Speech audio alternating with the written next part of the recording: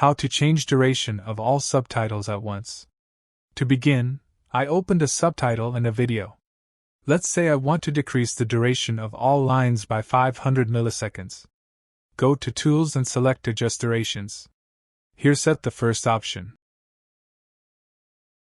And put -0.5 second here and click OK to decrease the duration of all subtitles by 500 milliseconds. Note that this will increase the end time of each line, and the end time will not overlap the start time of the next line. Another way to change the duration of lines is by percentage. Select the second option and put, for example, 80% and click OK. This will change the duration of each line to 80% of its current duration. If you want to recalculate duration of each line, select the third option and put values based on your needs.